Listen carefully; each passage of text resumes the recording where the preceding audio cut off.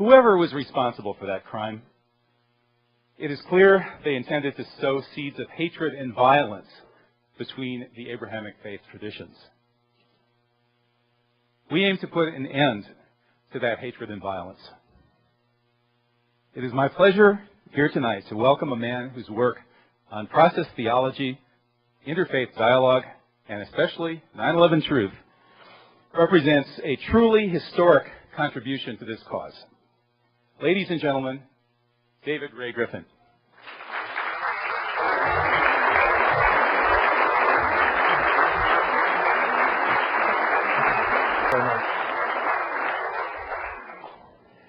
It's my first time to University of Wisconsin-Madison. I've always heard this is an extraordinary place, but now I see it's like that town in a neighboring state here where everybody is good-looking and far above average.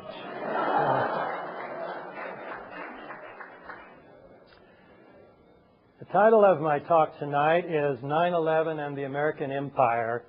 How should religious people respond?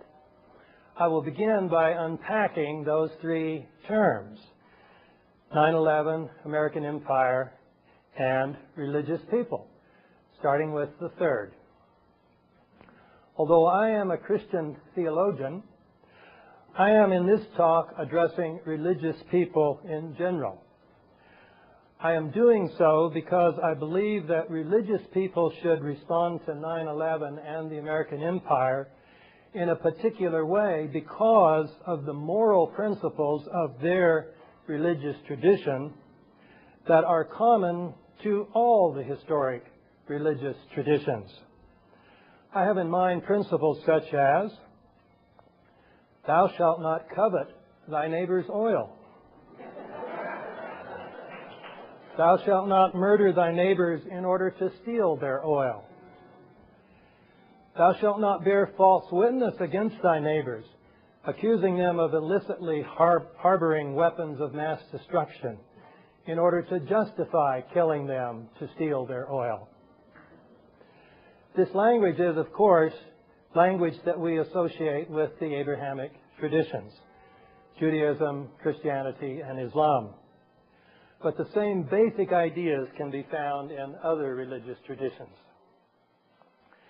I turn now to the term American Empire, which has been a highly contentious term. In his 2002 book, American Empire, Andrew Bacevich points out that it was long a cherished American tradition that the United States is not and cannot be an empire. The words American Empire, he adds, were fighting words, so that uttering them was almost a sure sign that one was a left-wing critic of American foreign policy.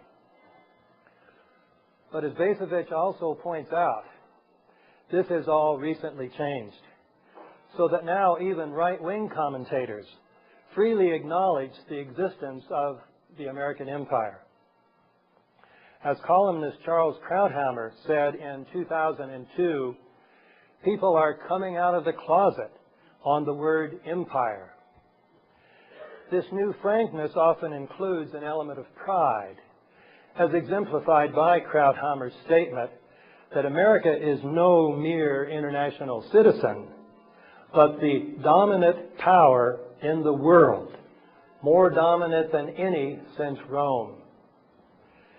Given this consensus about the reality of the American Empire, the only remaining matter of debate concerns its nature.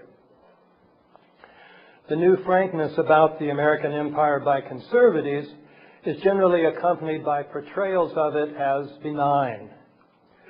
Robert Kagan has written of the benevolent empire. Dinesh Souza, after writing in 2002 that America has become an empire, added that happily it is the most magnanimous imperial power ever. Krauthammer says, the fact that America's claim to being a benign power is not mere self-congratulation, is shown by its track record. Commentators from the left, however, have a radically different view. A recent book by Noam Chomsky is subtitled America's Quest for Global Dominance.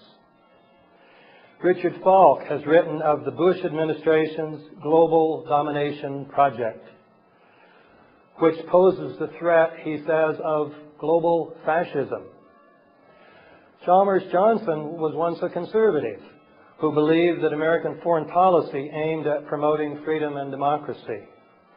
But he now describes the United States as a military juggernaut intent on world domination. Andrew Bacevich is another conservative who has recently changed his mind. Unlike Johnson, he has not come to identify with the left, but he has come to agree with its assessment of the American empire. He now ridicules the claim that the promotion of peace, democracy, and human rights and the punishment of evildoers, not the pursuit of self-interest, has defined the essence of American diplomacy. Pointing out that the aim of the U.S. military has been to achieve something approaching omnipotence, Bacevich mocks the idea that such power in America's hands is by definition benign. If the American empire is interpreted in different ways, the same is true, all the more so, for the term 9/11. For those Americans who accept the official interpretation, 9/11 was a surprise attack on the U.S. government and its people by Islamic terrorists. For some Americans, 9/11 has a more complex meaning. This second group, while accepting the official interpretation of the attacks, thinks of 9/11 primarily as an event that was used opportunistically by the Bush administration to extend the American empire. This interpretation is effectively presented by writers such as Noam Chomsky, Rahul Mahajan, and Chalmers Johnson. For a third group of Americans, the name 9/11 connotes an event with a more sinister dimension. These citizens believe that the Bush administration knew the attacks were coming and intentionally let them happen. Although no national poll has been taken to ascertain how many Americans in general hold this view, a Zogby poll in New York surprisingly indicated that almost half of the residents of New York City held that view. According to a fourth view of 9/11, the attacks were not merely foreknown by the Bush administration, they were orchestrated by it. Although thus far no poll has tried to find out how many Americans hold this view, polls in Canada and Germany taken some time back indicated that this view was already held by 15 to 20% of their people. Religious people who take the moral principles of their religious tradition seriously will probably have very different attitudes about the American empire, depending on which of these four views they hold. If they accept the official view, according to which America was the innocent victim of evil terrorists, then it is easy for them to think of America's so-called war on terror as a just war. This is the position taken by Jean Bethke Elshtain, a professor of ethics at the University of Chicago's Divinity School, in a book called Just War Against Terror. From this perspective, the war on terror has nothing to do with imperial designs. It is simply a war to save the world from evil terrorists. Second interpretation of 9/11, according to which the Bush administration cynically exploited the 9/11 attacks to further its imperial plans, has quite different implications. Although it thinks of the attacks as surprise attacks, planned entirely by external enemies of America, it regards these attacks as blowback for injustices perpetrated by U.S. imperialism. This second view typically regards the American response to the attacks of 9/11 as far worse than the attacks themselves. They've already led to hundreds of thousands of deaths. This interpretation of 9/11 would lead people who take their religion's moral principles seriously to support a movement to change U.S. foreign policy. An even stronger reaction would be evoked by the third interpretation, for it entails that the Bush administration allowed thousands of its own citizens to be killed on 9/11, deliberately and cold-bloodedly, for the sake of advancing its imperial interests, and then used this event as an excuse to kill hundreds of thousands of people in other lands, while hypocritically portraying itself as promoting a culture of life. Of course, those who accept the previous interpretation know that hypocrisy with regard to the sanctity of life has long been a feature of official U.S. rhetoric. And yet most Americans, if they learned that their government had deliberately let their own citizens be killed, would surely consider this betrayal qualitatively different.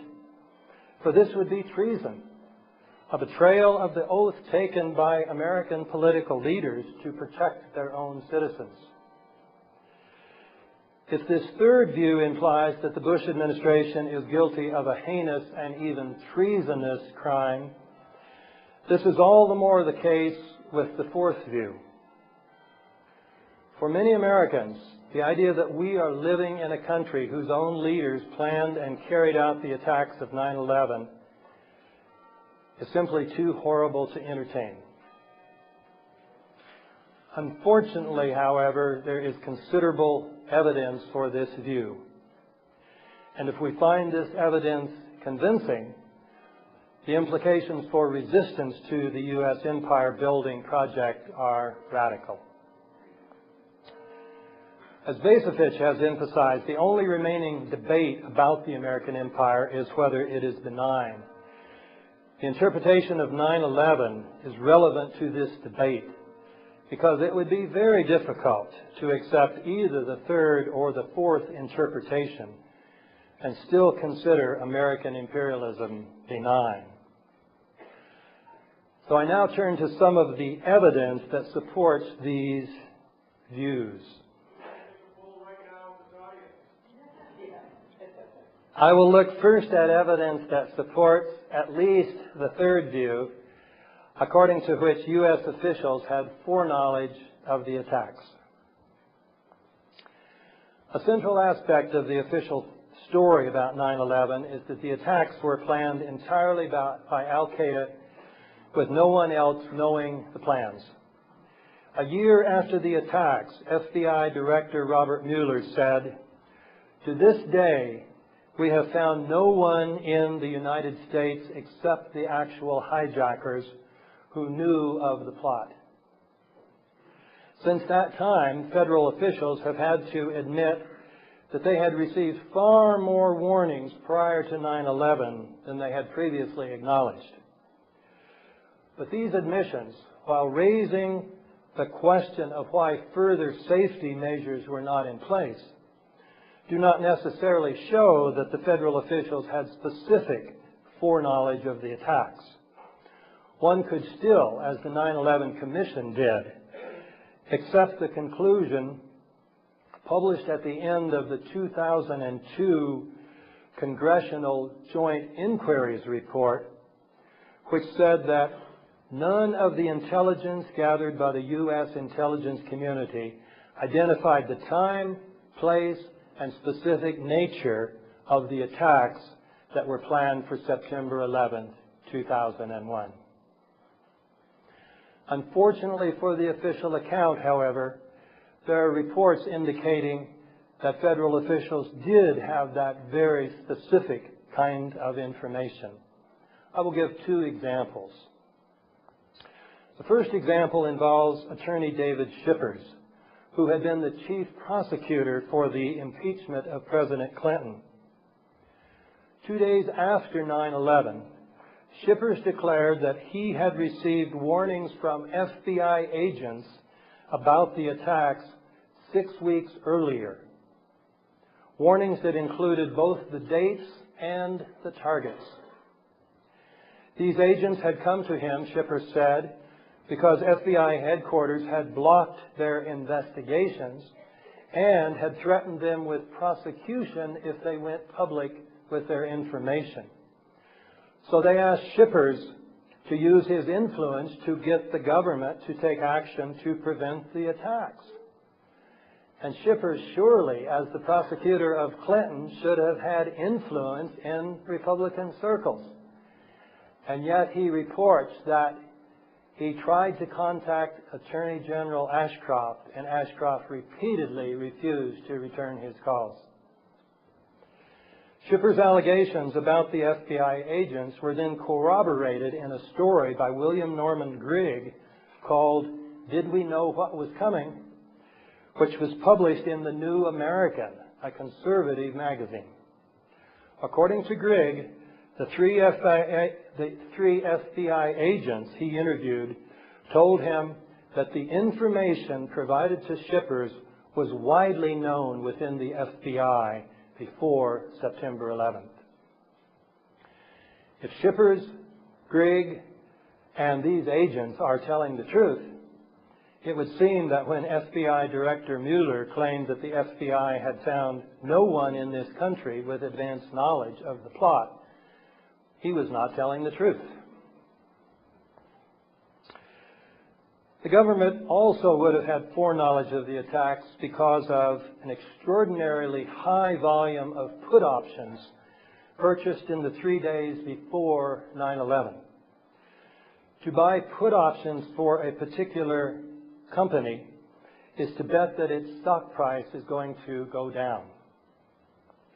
These purchases were for two and only two airlines, American and United, the two airlines whose planes were used in the attacks, and also for Morgan Stanley Dean Whitter, which occupied 22 stories of the World Trade Center.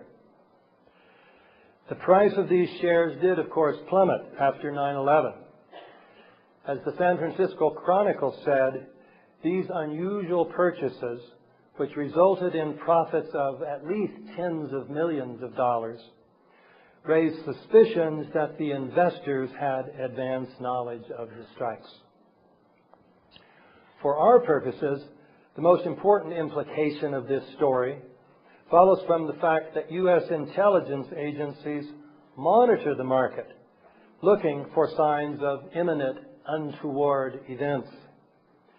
These extraordinary purchases, therefore, would have suggested to intelligence agencies that in the next few days, United and American airliners were going to be used in attacks on the World Trade Center. That is fairly specific knowledge. These two examples then imply the falsity of the joint inquiry statement that none of the intelligence gathered by the U.S. intelligence community identified the time, place, and specific nature of the attacks. Indeed, one of the FBI agents interviewed by William Grigg said, "Obviously, people had to know. It's terrible to think this, but this must have been allowed to happen as part of some other agenda." He was right. This would be terrible. There is considerable evidence, however, that the full truth is even more terrible. That the reason some officials had foreknowledge of the attacks is because they had planned them. The evidence for this fourth view consists of features of the attacks in conjunction with behavior of U.S. officials that cannot be explained on the assumption that the attacks were planned and executed entirely by foreign agents. I will give 4 examples. One feature of the attacks that suggests complicity by U.S. officials is the twofold fact that the U.S. military failed to stop the attacks on 9/11, and that then, since then, they have given us 3 different stories as to why they failed.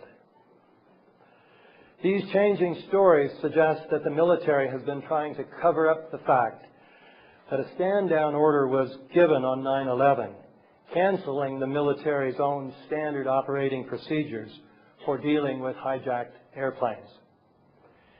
It is certainly clear that some agency, either the military or the FAA, failed to follow standard procedures on 9/11.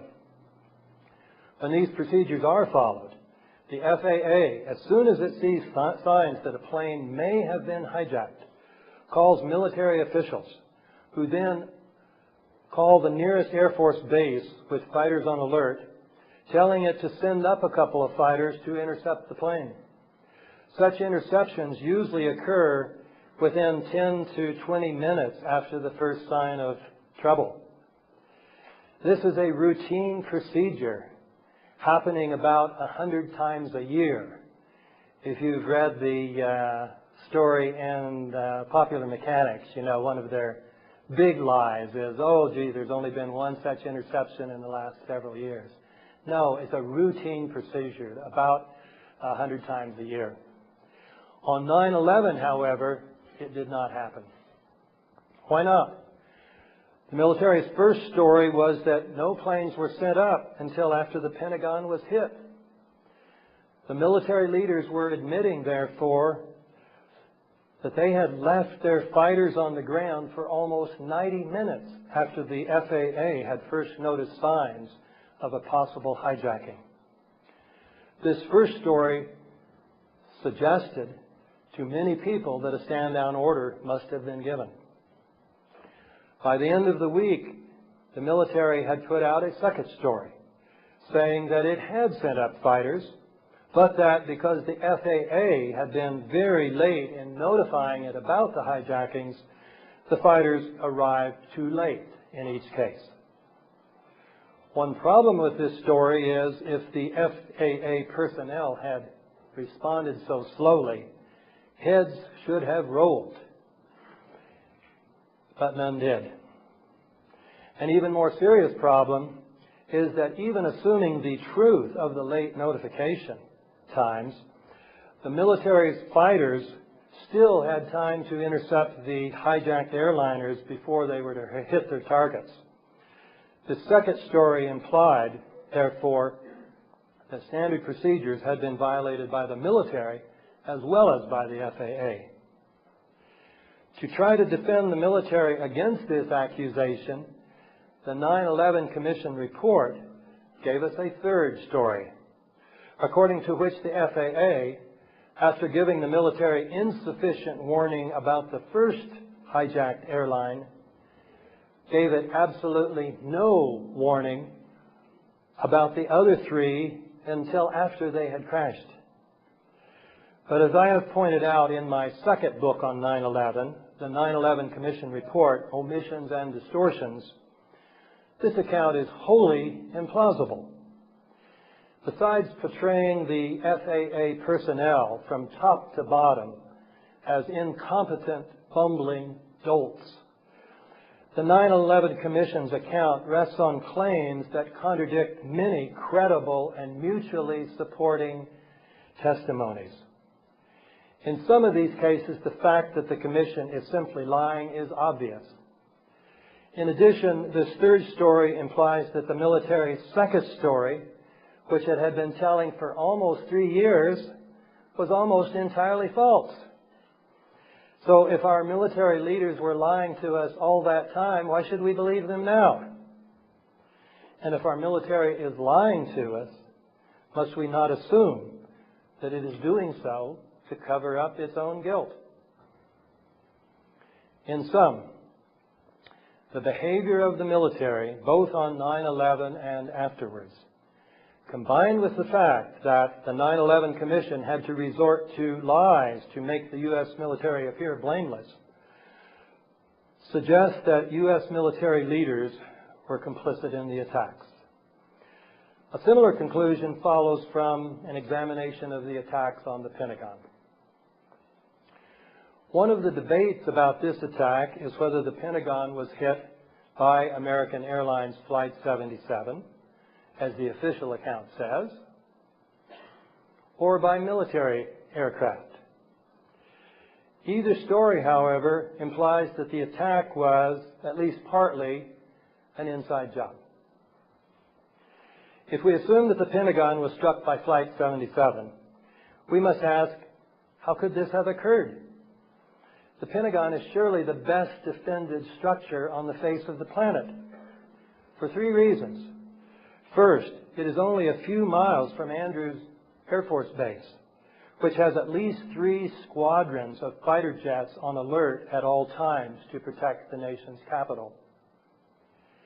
Of course, part of the official story is that Andrews was not keeping any fighters on alert. But as I think I showed convincingly in my book, this story is completely implausible. The second reason the Pentagon is so well defended is that the U.S. military has the best radar systems in the world. One of its systems, it has bragged, does not miss anything occurring in North American airspace. This system is also said to be capable of monitoring a great number of airborne attack objects simultaneously, such as would be necessary in the case of a massive missile attack. Given that capability, the official story, according to which Flight 77 flew toward the Pentagon undetected for 40 minutes, is absurd.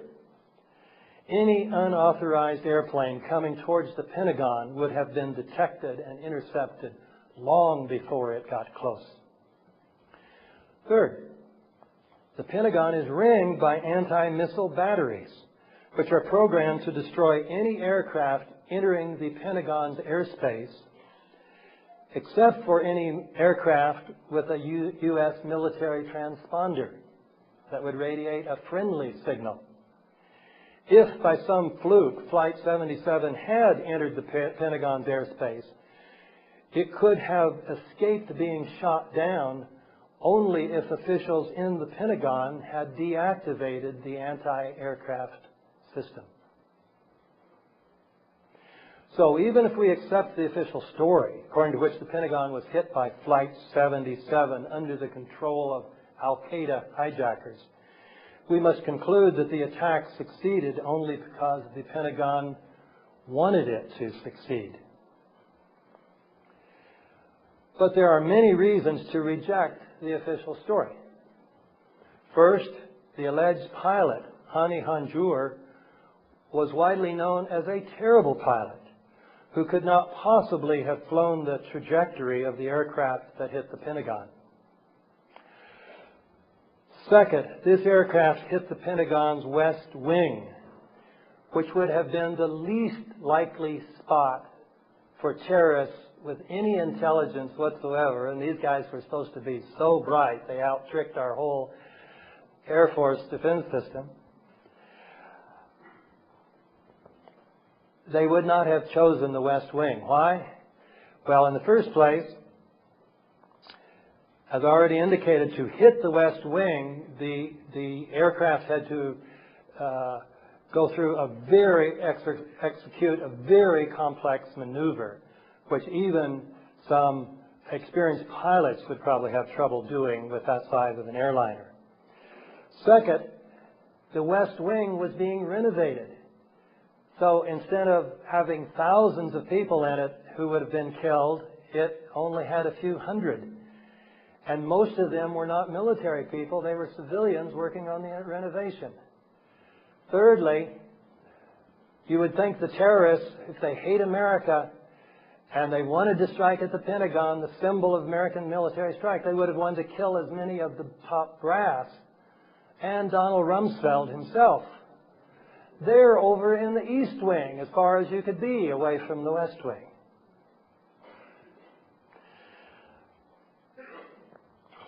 Finally, the West Wing had been, the renovation involved a great reinforcement. So the damage was much less to the West Wing than it would have been any other part of the building. Another problem with the official story is that the initial damage to the West Wing's facade was far too minimal to have been caused by the impact of a Boeing 757. Fourth, photographs and eyewitnesses in the immediate aftermath failed to provide unambiguous evidence of the remains of a Boeing 757. Fifth, there are videos that would show whether the aircraft that struck the Pentagon was, in fact, a Boeing 757. But the FBI confiscated these videos within minutes after the attacks, and now the authorities have refused to release them. Sixth, the fact that the aircraft was not shot down by the Pentagon's anti-aircraft defense system suggests that it belonged to the U.S. military. So, whether or not the Pentagon was hit by Flight 77, the evidence suggests it must have been an inside job. We can conclude the same thing about the attacks on the World Trade Center. Why? Because the collapses of the Twin Towers and Building Number 7 had to have been examples of controlled demolition, brought about by thousands of explosives placed throughout each of the buildings. No foreign terrorist could have obtained the kind of access to the buildings this would have required. One reason for concluding that the three buildings were brought down by explosive is the very fact that they did collapse. High-rise steel frame buildings have never, before or after 9/11, been caused to collapse by fire.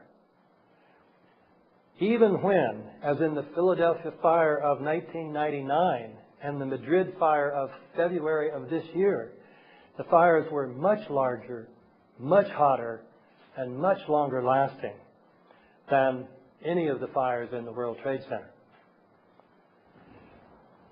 The second reason is the specific nature of the collapses, each feature of which points to explosives. For example, the buildings collapsed straight down and at virtually free-fall speed, as in controlled demolitions. And then the rubble smoldered for months afterwards. With regard to the Twin Towers in particular, many people in the building said that they felt or heard explosions. Virtually all the concrete of these enormous structures was pulverized into very fine dust. Try this. Get a piece of concrete and drop it a little over 1,000 feet and see if it pulverizes into very fine dust. It won't happen. Much of this dust, along with steel and aluminum, was blown out horizontally from the buildings several hundred feet. Most of the steel beams and columns came down in sections about 30 feet long, conveniently ready to be loaded onto trucks. And pools of molten steel were found beneath the rubble. These and even more effects point to the existence of very powerful, precisely placed explosives. A third thing supporting the theory of controlled demolitions is evidence of a deliberate cover-up. If the building's steel columns and beams had indeed been broken by explosives, an examination of the steel would have revealed this fact. However, although it is normally a federal offense to remove anything from a crime scene, the steel was quickly loaded onto trucks and put on ships headed for Asia to be melted down. I will mention one more example of the cover-up. Insofar as there is an official story as to why the towers collapsed, it is the pancake theory, according to which the floors above the destruction caused by the airplanes collapsed on the floor below And then those floors collapsed on the floor below that, and then it pancaked all the way down. Now, even if this theory were remotely plausible, can you imagine it pancaking at free fall speed?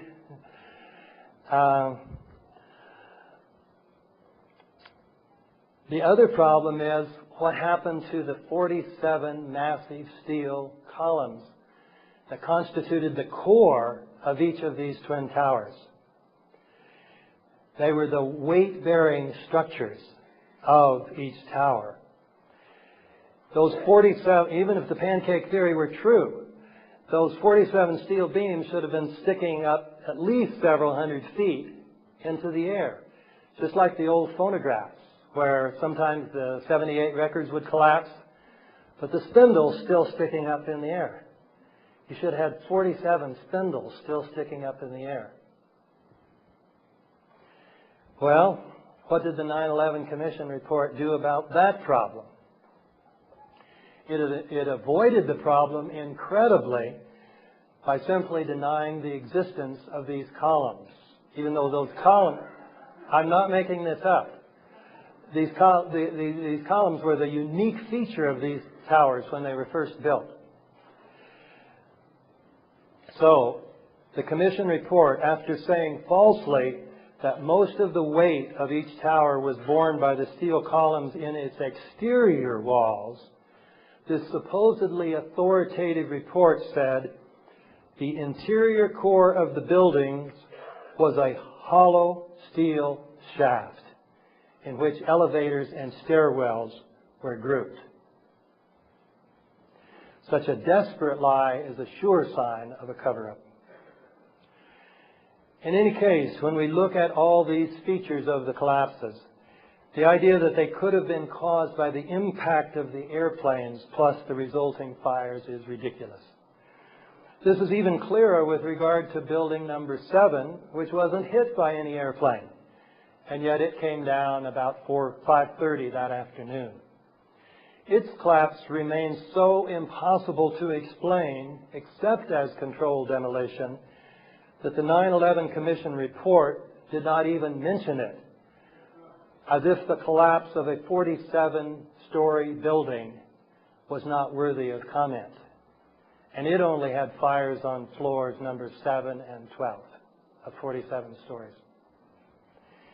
In sum, the collapses and the cover-up, like the strike on the Pentagon, the military's failure to prevent the attacks, and its ever-changing stories, show that the attacks must have been planned and executed by our own political and military leaders. The same conclusion can be inferred from the behavior of the Secret Service agents with the President that morning. As everyone who saw Michael Moore's Fahrenheit 9/11 knows, President Bush was in a second-grade classroom that morning in Florida when he was informed about the second strike on the World Trade Center. The first strike he dismissed as a horrible accident, a bad pilot. But with the second one, it was clear America was under an unprecedented terrorist attack. And yet the President simply sat there. Many people have asked why he did not spring into action, assuming his role as Commander-in-Chief. But the real question, which Michael Moore mentioned in passing, is why the Secret Service did not immediately rush him away to a safe place. Bush's location had been highly publicized, and if the attacks were a complete surprise, executed solely by foreign terrorists, the Secret Service agents would have had no idea how many planes had been hijacked. They would have had to assume that the President himself might be the target of one of the attacks. For all they would have known, a hijacked airliner might have been heading towards them at that very moment, ready to crash into the school and kill the President and everyone else. And yet these agents, who are highly trained to respond instantly in such situations, allowed the President to remain in the classroom another 10 minutes. They then allowed him to remain at the school to give his regularly scheduled TV address to the nation. This behavior makes sense only if the head of the Secret Service detail knew that the planned attacks did not include an attack on the president. And how could they know this for certain unless the attacks were being carried out by people within our own government? Although many more examples could be given, these four are sufficient to suggest that there is no escape from the frightening conclusion that 9/11 was engineered by the Bush administration and its Pentagon. As to why they would do this, at least part of the answer is clear from the way in which they have used 9/11 to advance the American empire. Immediately after 9/11, in fact, members of the Bush administration repeatedly referred to the attacks as an opportunity. In the words of Donald Rumsfeld, an opportunity to refashion the world. Seeing this connection between 9/11 and the American empire can be a stimulus to face up fully to the awful truth about this empire. To be sure, as Chomsky, Falk, and Chalmers-Johnson illustrate, very strong portrayals of American imperialism as far from benign can be drawn without any suggestion that the Bush administration arranged 9/11. These portrayals can be drawn from publicly available documents. One such document is the National Security Strategy of the United States of America, published by the Bush administration in September of 2002. David North says, not unfairly, that this document asserts as the guiding policy of the United States the right to use military force against any country it believes to be or believes at some point may become a threat to American interests. No other country in modern history, adds North, has asserted such a sweeping claim to world domination.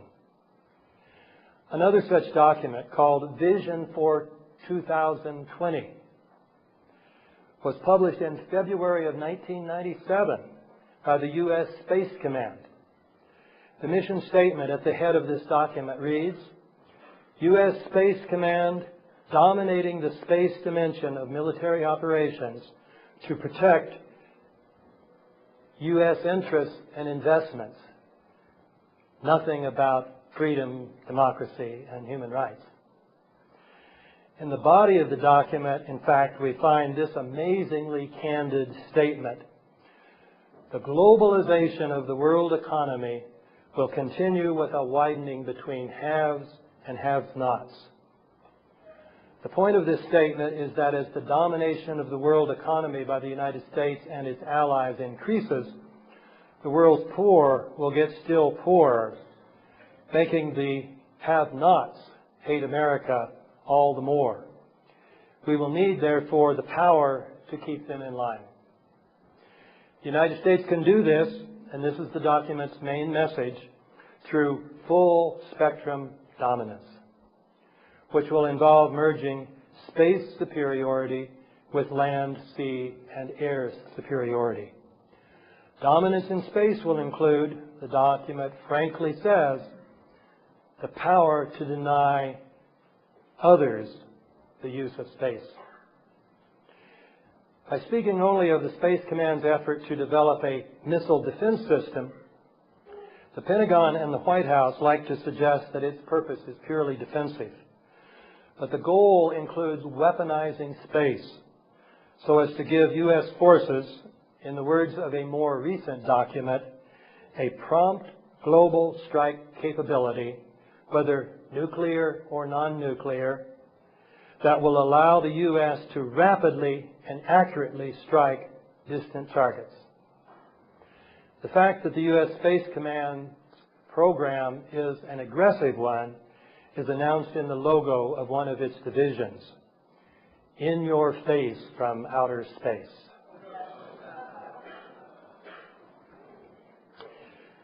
Simply from these and other documents, taken in conjunction with the actions of the Bush administration and the U.S. military, we can see through the claim that the U.S. project of creating the first truly global empire is a benevolent or even benign enterprise.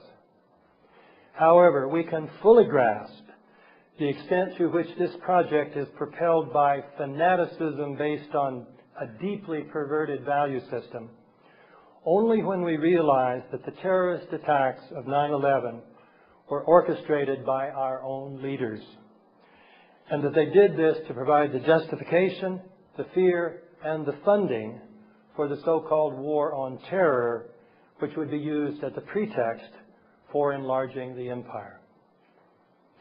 I will illustrate this point with one of the most brazen examples of the use of 9/11 to get funding.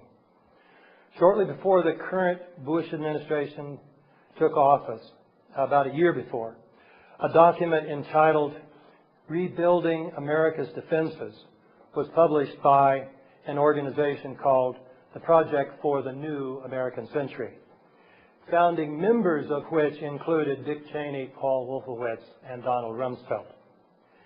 This document focused primarily on getting more tax monies allocated for the technological transformation of the U.S. military, with the centerpiece of this technological transformation being the U.S. Space Command's project to weaponize and thereby control space. Because this transformation of the U.S. military will be very expensive, the document said, it will probably proceed very slowly unless America suffers some catastrophic and catalyzing event like a new Pearl Harbor. It is interesting that then on the night of 9/11 itself, President Bush reportedly wrote in his diary, "The Pearl Harbor of the 21st century took place today." In any case, earlier that evening, Secretary of Defense Rumsfeld was on message. We might assume he would have been disoriented by the fact that the Pentagon had just, under his watch, suffered an unprecedented attack. Instead, he was ready to use the attacks to obtain more money for the U.S. Space Command. He had just before taking office, in fact, chaired the commission about the U.S. Space Command, popularly known as the Rumsfeld Commission. That evening of 9/11 itself, in front of television cameras, Rumsfeld berated Senator Carl Levin, then chairman of the Senate Armed Services Committee, saying, "Senator Levin, you and other Democrats in the Congress have voiced fear that you simply don't have enough money for the large increases in defense that the Pentagon is seeking, especially for missile defense. Does this sort of thing convince you that an emergency exists in this country to increase defense spending?" The strategy worked. Congress immediately appropriated an additional $40 billion for the Pentagon.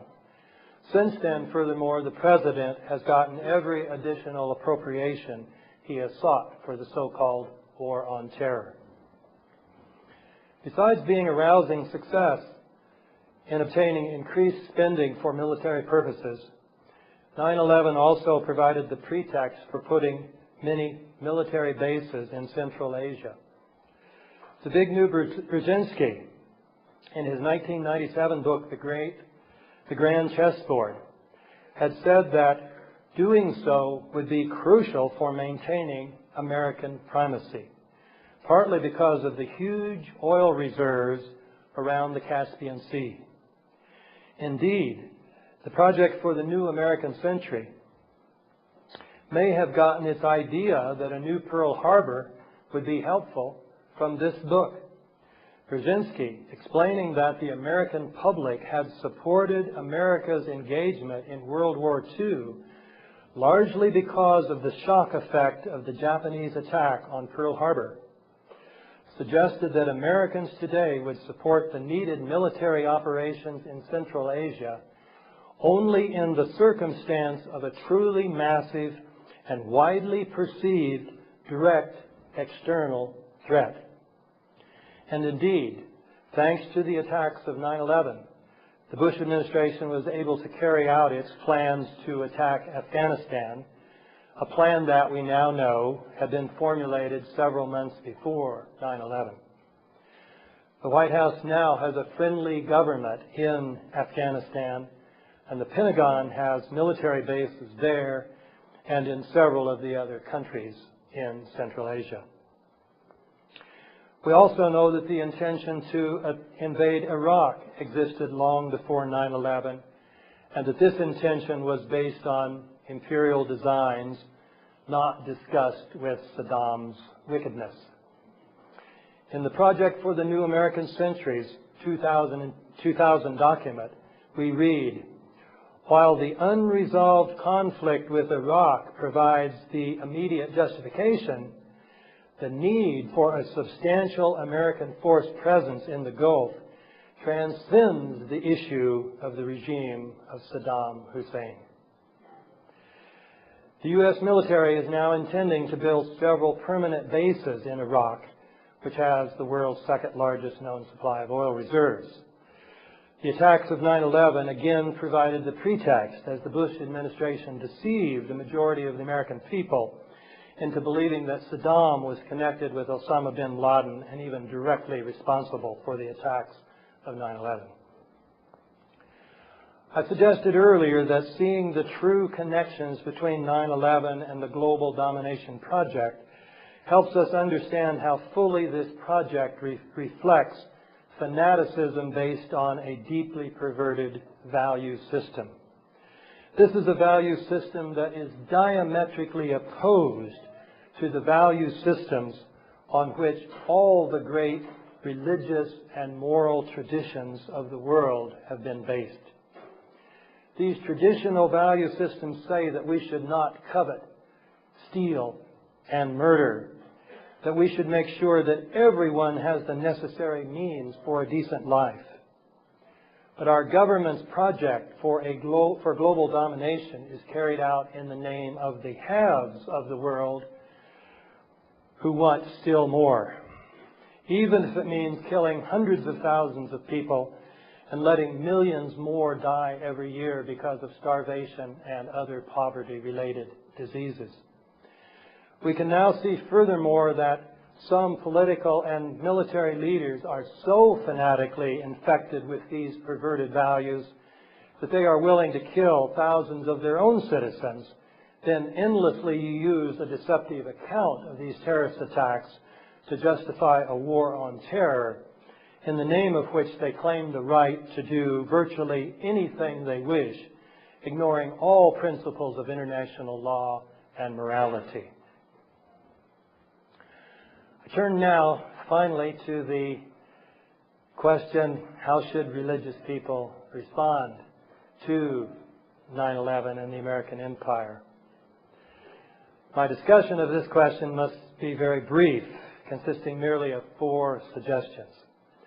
First, discover and then speak the truth. I would suggest that religious people should, if they have not done so already, study about both 9/11 and the American empire to see if they find the claims I have made here true. If they do, then they should do everything they can to make others aware of these facts. Second, create new means to spread the truth. It is clear that the mainstream press in America is complicit in the cover-up of the truth about the American empire in general and 9/11 in particular. For example, my second book, which exposes many outrageous lies, has not been reviewed by a single mainstream newspaper, magazine, television station, so on.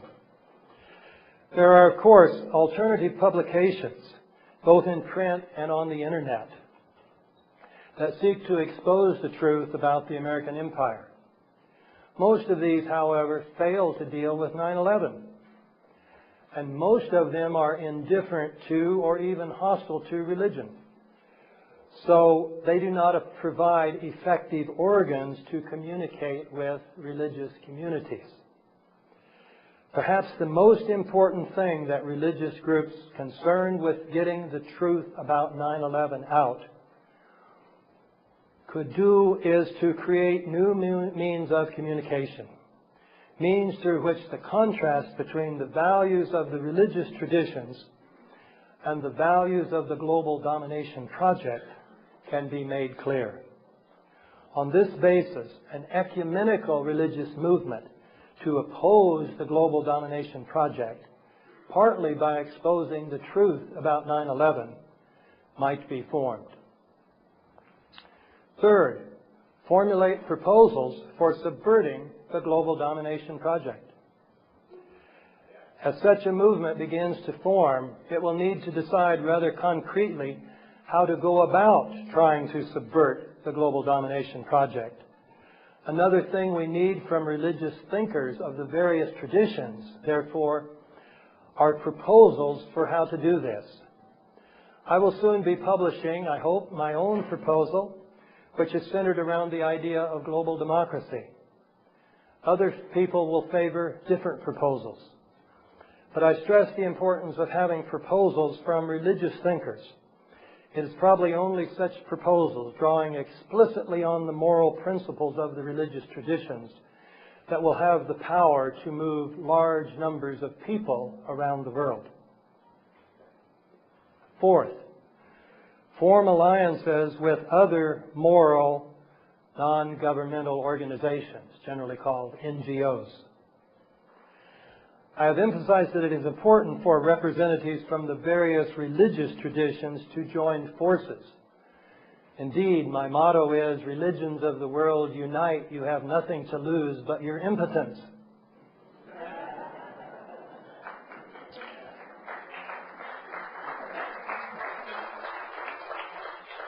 But it is essential at the same time for these religious groups to forge alliances with what we can call the other moral NGOs of the world. Whether they are working for human rights, for peace, for ecological sustainability, or some related cause, the moral principles that motivate these NGOs are diametrically opposed to the values of the global domination project. By emphasizing the moral principles that we have in common, organizations that are and are not explicitly religious can join forces in opposing that radically immoral project.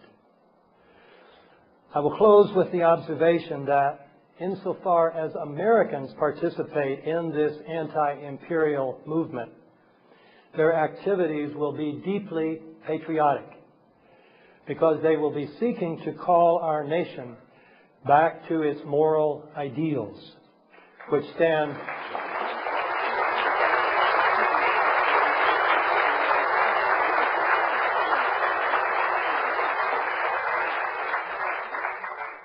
our moral ideals, which stand diametrically opposed to the values implicit in the global domination project. Thank you very much for your kind attention.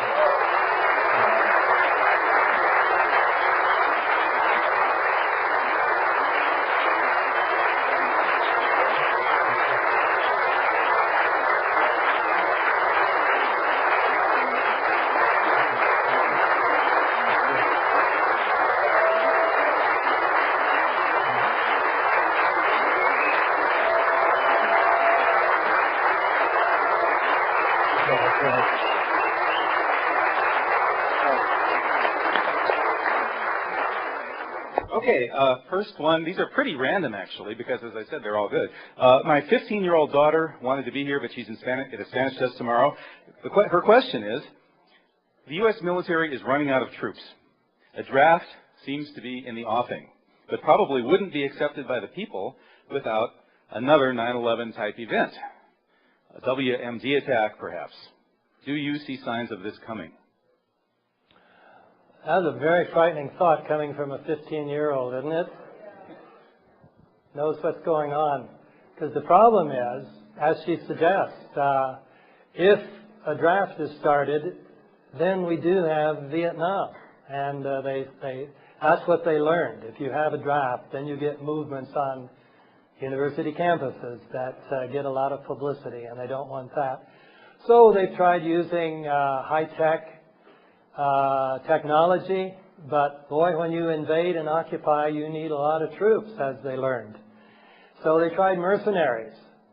But the mercenaries from the other countries are mostly going home now. So what are we going to do? So I'm afraid she's right that the thought of another new Pearl Harbor may be an option.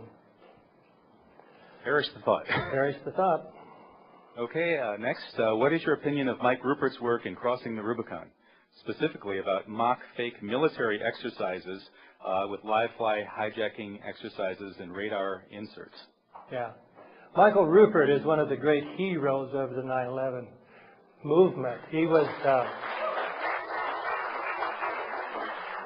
he was there long before most everybody else was. Paul Thompson's great timeline that got me started, Paul gives Michael Rupert credit, says he got started with Michael.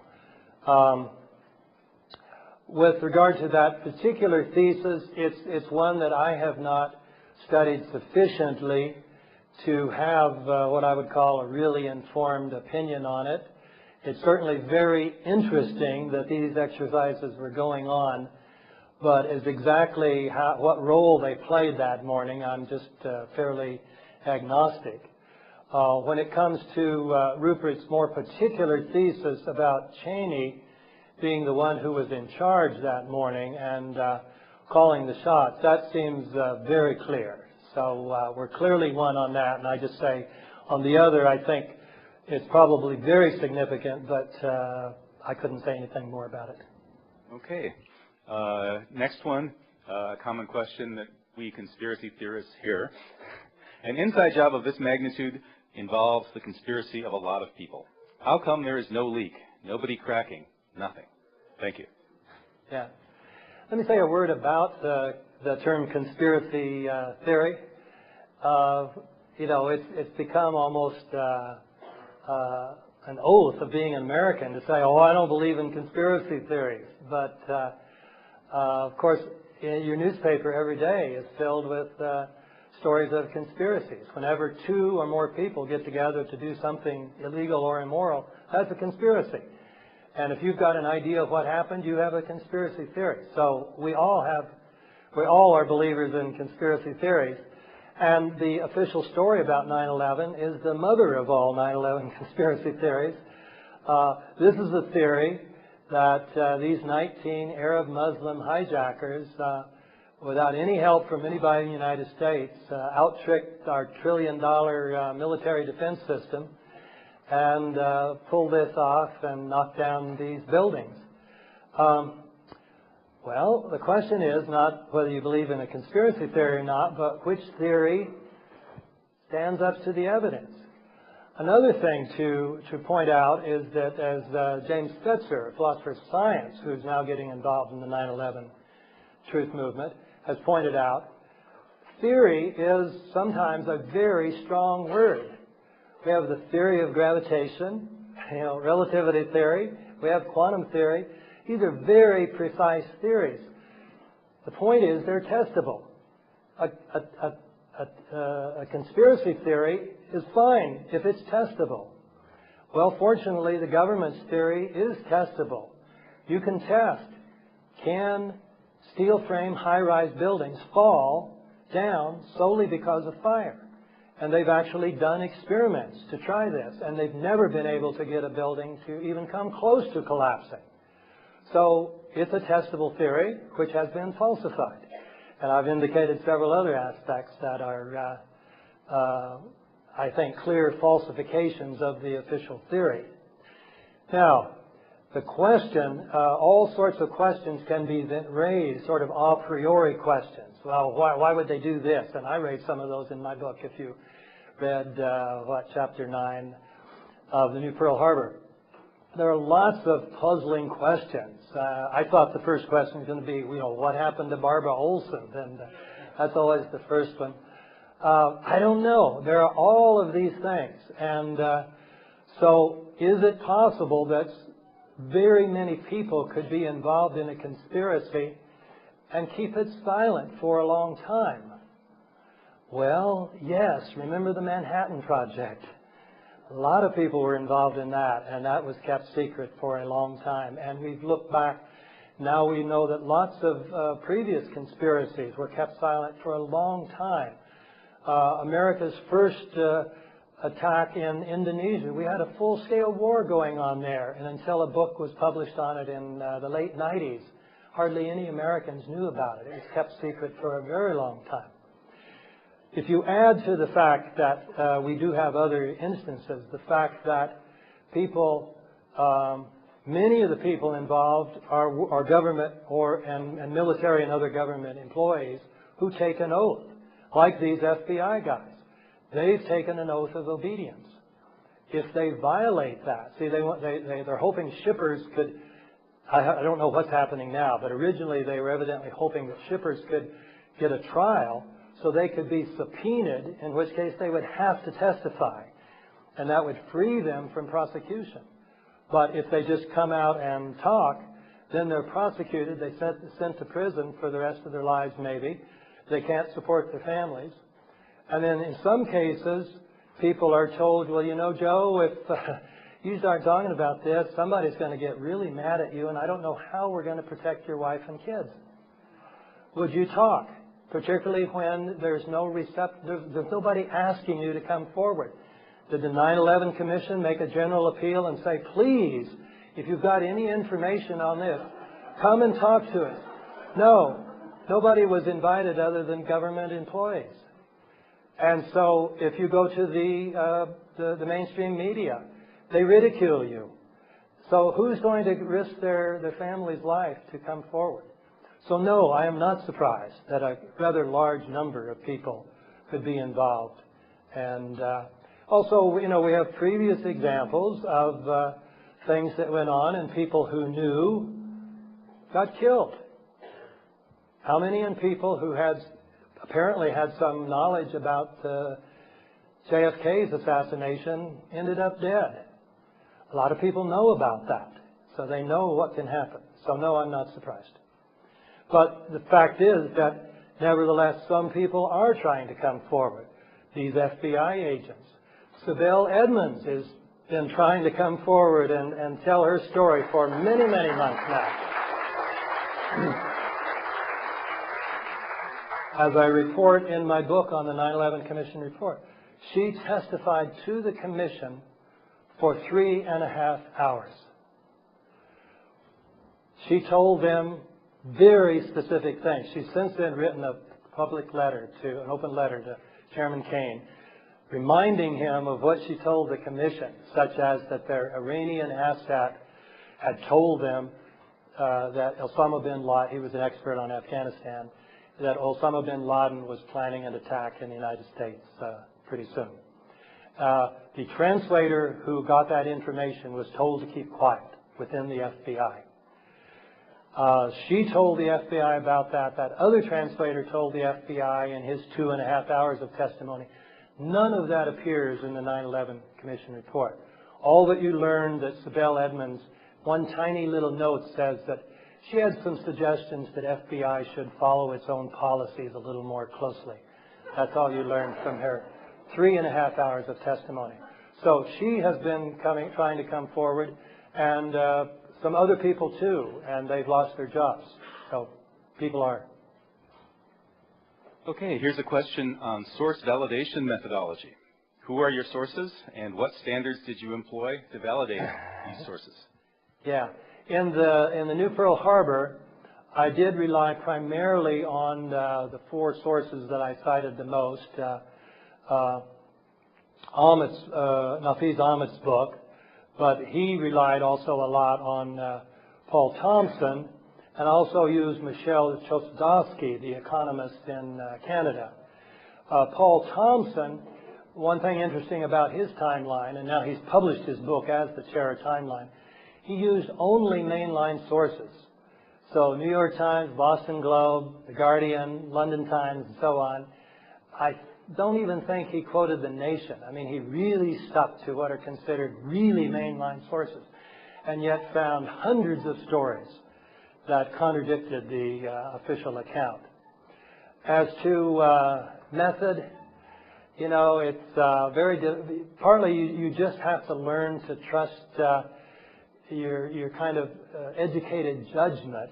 I've gotten into a lot of previous fields. My work at the Center for Process Studies called for me to organize conferences in a lot of fields, philosophy of physics, Eastern religions, Chinese religions, Asian, Hinduism, Buddhism, political theory, economic theory. So in each case, I had to go in and start reading around and learning who were the generally considered respectable writers, and then who were the ones who maybe weren't so respectable, but were good and had something important to say outside the mainstream and so on. So I think method is in that sense more of a sort of trained judgment about these things. And of course, people can differ on these things. That I did, and I limited myself to stories that I found to be at least highly plausible, but I did not commit myself, as those of you who have read the book, to say, I know these stories are true. I mean, there are hundreds of stories there, and a single researchers like myself or Paul Thompson, we don't have the resources. So what we're calling on is we're saying there is a prima facie case here for a genuine investigation. We've got organizations that have the money to carry out investigations like that. They're called the U.S. Congress. They're called the U.S. media, which have billions of dollars.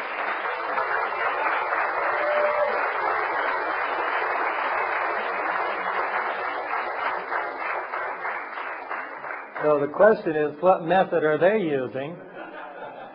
Ignoring. For what it's worth, David, I handed Senator Russ Feingold your book 2 weeks ago, and he promised to look into it. I've had a lot of promises. Promises, promises, promises. Okay, so Russ Feingold is a good guy. I bet he'll do it. Yeah. I bet he'll do it. Yeah. I actually urged him to take up this in hopes of a Feingold-McKinney ticket next election, if there is an election. Okay, where do we go from here? How do we get through to a brainwashed electorate led by money and power? Next question. We invite C-SPAN. Absolutely right. This is really a historic event. You know, when the hearings were going on, C-SPAN covered those and covered some of the discussions that occurred afterwards with some of the 9/11 families. And Kyle Hintz of 9/11 Citizens Movement was able to make a statement which C-SPAN did cover, and so that did get conveyed to the American people. But to my knowledge, maybe C-SPAN can correct me, but to my knowledge, this is the first event in which this kind of major presentation, the full hour presentation, has been made and covered. So this might be the beginning of something big. We'll see.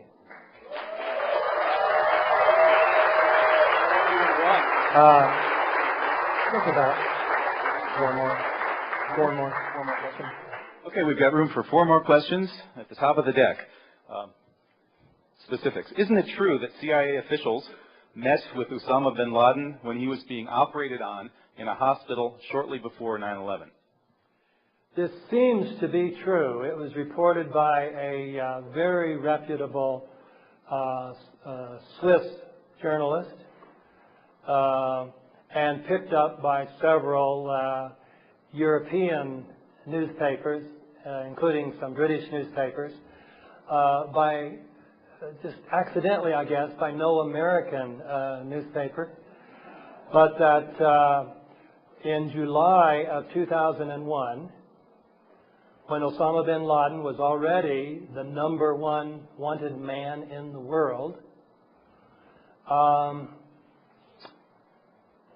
the report is that he went to a hospital in Dubai, the American hospital, was treated by an American surgeon and visited by the local CIA agent, as well as by the head of Saudi intelligence.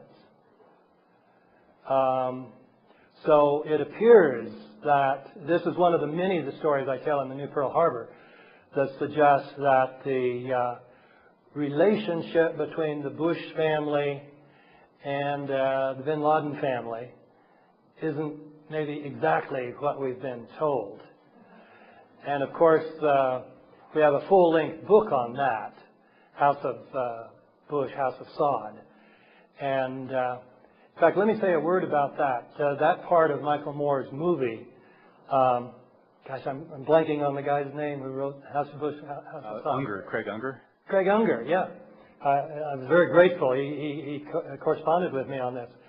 And if you remember, after the movie, when Michael Moore's movie got trashed so much by mainline critics, movie critics telling him he didn't know what he was talking about, they said that this idea that any Saudi flights were allowed to go before other flights were allowed to go was just false. And what Craig Unger had reported was that on the September 13th, 2 days after 9/11, there was a flight that took some young Saudis from Tampa to Lexington. And Lexington was one of the places where a big plane was going to take a number of them, bin Ladens and other Saudis, out of the country. And Craig Unger stressed that this flight left before private flights were allowed to go in the United States. Now, he emphasized that at 11 o'clock that morning, American airspace was open to commercial planes, but not to private. And there was a special notice sent out that says this is only for commercial flights. If any private flights go up, they will be forced down. Nevertheless, that flight went at 4:30 that afternoon and was not forced down. They had permission to go.